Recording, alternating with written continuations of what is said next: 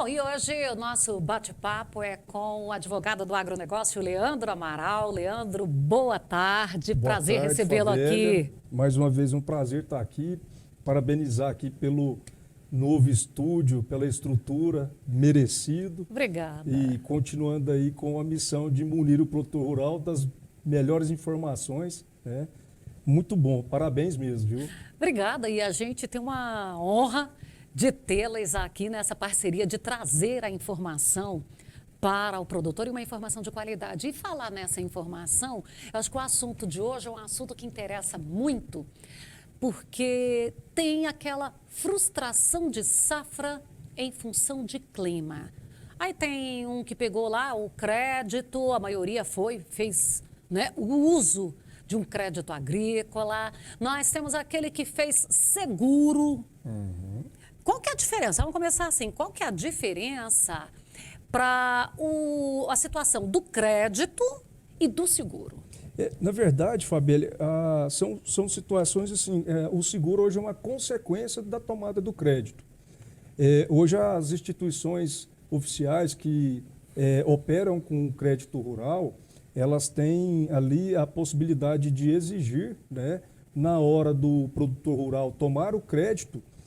Não é aquela venda casada, é aquela Não. exigência que dentro do cadastro Exato. precisa ter um seguro. Aí é o seguro rural que a gente fala, porque aí nesse caso o produtor ele vai ter a liberdade de escolher a seguradora que oferece o produto, né, o seguro.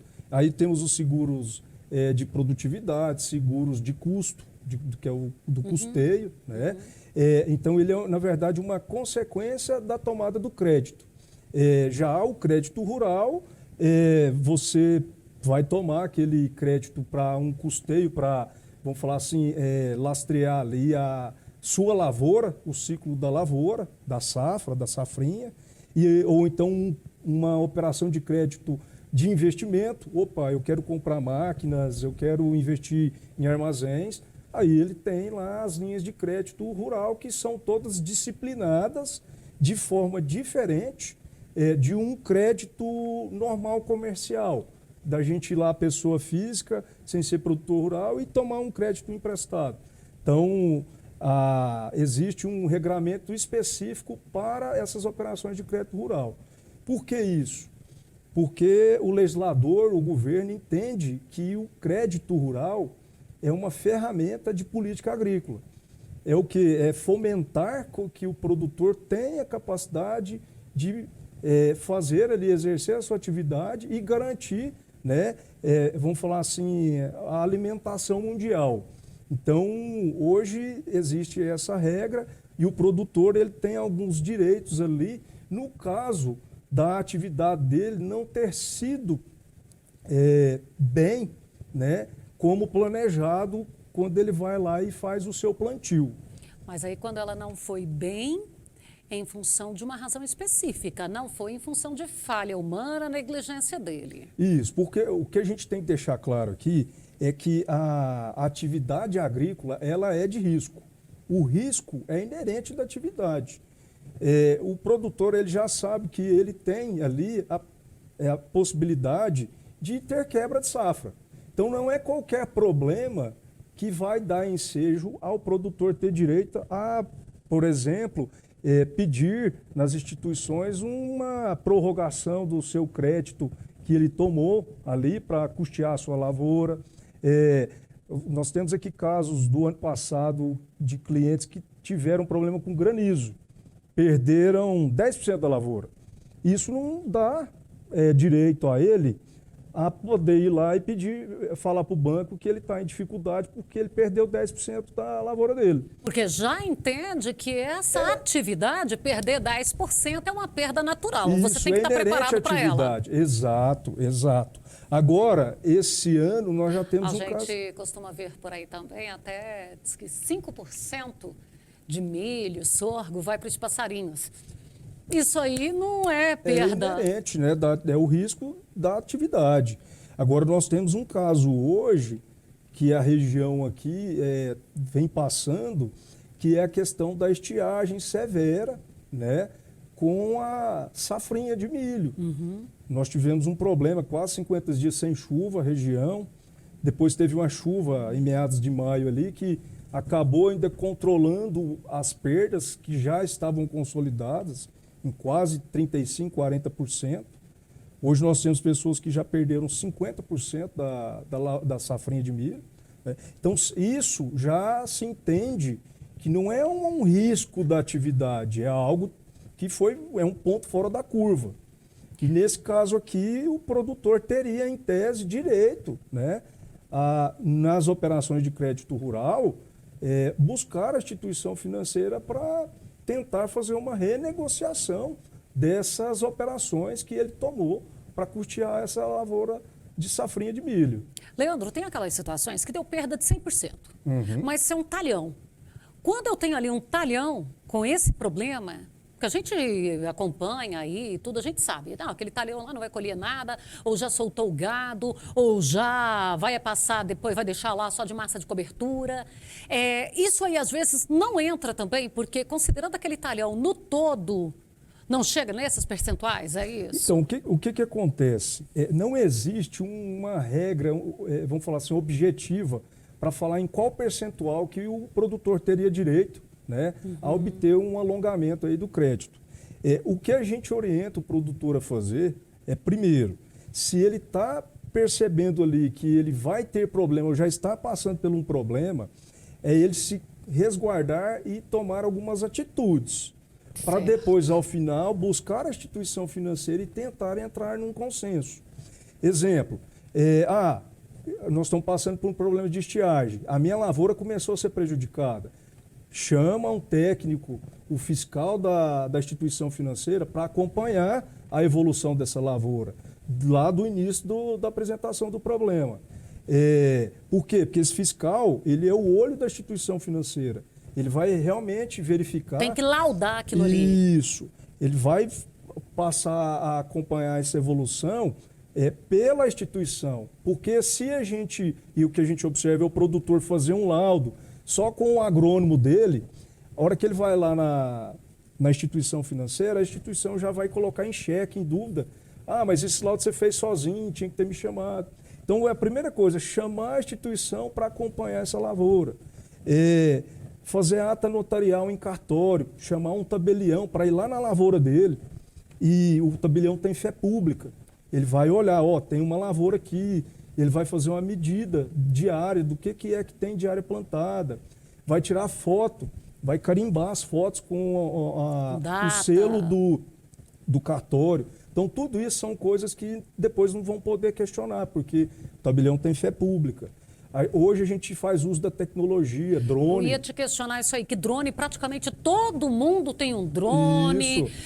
Eu posso fazer o uso desse drone, eu posso usar o celular para vídeo, para fotografia. O celular hoje, ele já tem até a opção de você tirar a foto e sair com o registro da data. O registro do calendário. Exato. Então, assim, todo e qualquer tipo de meio de você registrar a evolução da lavoura, que ela está tendo um problema por conta de seca, de excesso de chuva, é importante. Ou o vento que teve, porque aqui a gente teve situações de vento também, aqui muito próximo, que derrubou tudo, acabou com a lavoura. Então, todo tipo de problema climático que estiver passando, e a gente fala, mas esse problema aqui deu só 5%. Não, faça o registro, porque não sabe o que vai acontecer pela frente. Certo? E aí, ao final, e é o mais importante, é você pegar todo esse conjunto probatório e fazer um requerimento para a instituição financeira, noticiando o que aconteceu, falando das provas e juntando ali um laudo de capacidade de pagamento. Porque o produtor, quando ele tem um problema na safra ali, ele não vai, vamos falar assim, ele só não tem aquela operação de crédito rural para pagar. Ele tem todo o custo daquela lavoura, ele tem os investimentos que foram feitos no passado e que ele programou que ia pagar com o lucro dessa lavoura que ele está perdendo. Então ele precisa ter uma visão macro do cenário dele, do negócio dele, para ele poder apresentar para o banco e mostrar a dificuldade dele poder cumprir com essa operação. E aí o que acontece? Muitas instituições financeiras, ao invés de orientar o produtor a fazer um alongamento, acabam fazendo só uma renovação do custeio. Então, um custeio que era para pagar hoje, ele joga para a safra do ano que vem. E aí o produtor, na ânsia de resolver, acaba aceitando aquilo sem pensar que no ano que vem, vamos falar assim, além do custeio da safra da que safra vai que vir, que ele tem que pagar para a próxima safra, ele ainda vai pegar o prejuízo e ter que pagar tudo junto. E a hora que ele vê, a capacidade de produção dele não consegue cumprir com todas as obrigações. Então é muito importante, na hora de tomar essa decisão, ele realmente enxergar os números do negócio dele. Sem querer puxar a brasa para sua sardinha, mas é importante ele ter uma orientação jurídica de um profissional nessa área para trazer esses detalhes para ele. Eu acho que é muito importante, não só jurídica, Fabélia, mas também de finanças, porque tem muito produtor que ele não conhece a realidade de números do negócio dele. E, mais do que nunca, ele precisa ter profissionais com responsabilidade. Por quê? Esse direito aqui, ele não pode ser banalizado. Muitos produtores que têm algum problema procuram profissionais, o profissional joga tudo nessa vala, né, de dificuldade por conta de quebra de safra, quando, na verdade, foi problemas de gestão. E aí, acho que eu entendi. Então, eu preciso ter o cuidado ali para não criar uma bola de neve por falta de identificação do real problema. Exato. Então, quando você identifica o real problema e apresenta para a instituição de uma forma transparente, a tendência da instituição ela vir aceitar esse alongamento, porque ela enxerga que, se ela não fizer isso, ela inviabiliza a atividade do produtor e ela vai acabar também tendo dificuldade de receber isso. Entendeu? Um alongamento é diferente de uma prorrogação? Não, na verdade, a gente fala alongamento. A prorrogação é aquela situação em que você busca lá o banco e o banco acaba prorrogando ela para frente. Geralmente, para a próxima safra. Já o alongamento é um trabalho mais consistente, você tem que mostrar para a instituição financeira que o produtor precisa ter lá 5, 6, 7 anos para conseguir pagar aquele prejuízo que ele teve. Entendeu? Então, assim, o alongamento tem todo esse procedimento que precisa ser feito, requerimento, juntada de provas, laudo de capacidade de pagamento. A prorrogação é aquelas que a gente fala operação mata-mata.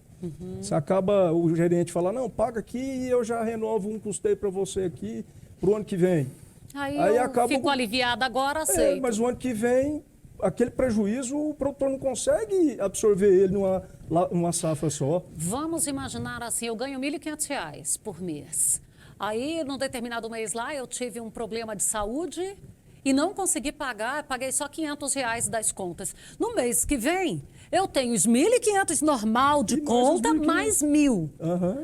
Porque eu fiquei com 1.000 de prejuízo. Eu não vou conseguir pagar 2.500 ganhando 1.500. É isso aí. É isso aí. O que você tem que fazer? É mostrar para o banco que você vai precisar de um prazo maior. Não é uma simples prorrogação. É dilatar essa conta que está ali com problema para poder amarrar, para eu pagar ela mais a outra que vai vir todo dia mesmo. Para eu me manter no negócio, na operação, saudável, e ainda conseguir quitar essa operação que eu não consegui pagar em razão de problemas de clima. Aí quando você fala que não pode banalizar, é que eu não posso toda hora estar falando que o problema é clima, porque eu esperava uma super safra e não veio. O que acontece? Tem muitas pessoas que confundem. Quando eu faço um contrato de venda futura de milho, tá? Ali eu tenho a obrigação de entregar um milho para uma trade e a trade pagar o valor para mim. Ok? Quando o milho está com um valor mais alto, igual está acontecendo agora, a tendência de muitos é falar, não, eu tive prejuízo aqui e eu não vou cumprir com o contrato.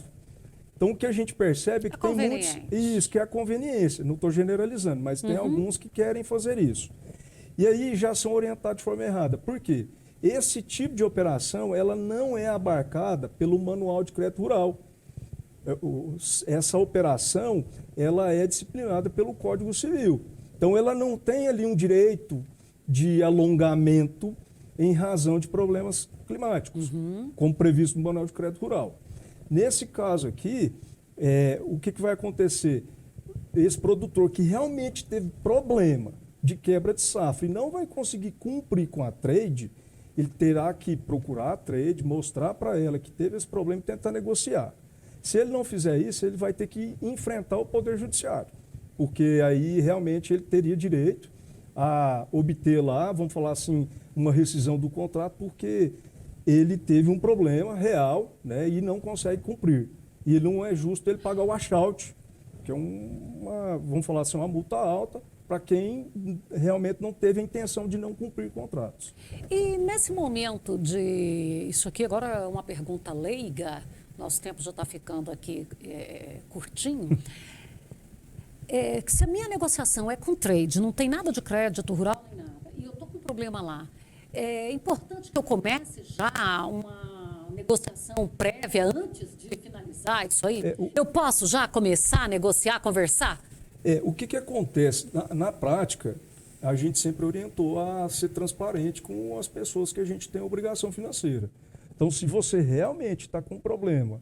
Eu já estou tendo uma perspectiva que o meu milho não vai dar a produção que eu esperava, que eu tinha já de compromisso. A orientação é que ele faça isso já com provas consistentes do problema.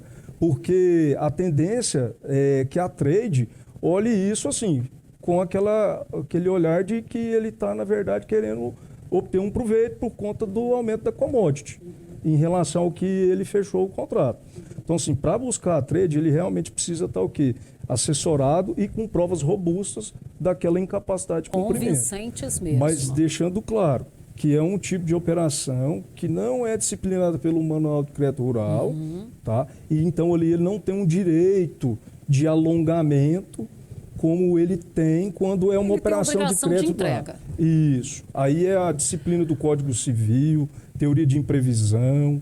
A tendência dos juízes é olhar que é risco do negócio. Então tem que ter uma prova contundente de que ali ele teve uma perda significativa. E quando se trata de trade, a gente não tem muito aquela política da boa vizinhança, porque às vezes quando é aqui com uma empresa aqui dentro, eu posso até com uma aqui doméstica... Às vezes é um relacionamento CPF, né, que é mais próximo. Mas assim, o que a gente orienta é que o agronegócio é uma cadeia e o produtor tem que ter, vamos falar assim, consciência de que se caso ele não cumpre com outros, a tendência é que isso prejudique várias pessoas lá na frente. Então, usar esse direito, tanto de operações de trade como de operações de crédito rural, com consciência, sem banalizar, né? E realmente quando for preciso mesmo. Certinho. Olha, a gente vai encerrando por aqui, mas a gente volta a falar assim que tiver mais informações ou que tiver um momento que precisamos trazer mais orientações. Perfeito, Obrigada, Fabélia. Obrigado a vocês.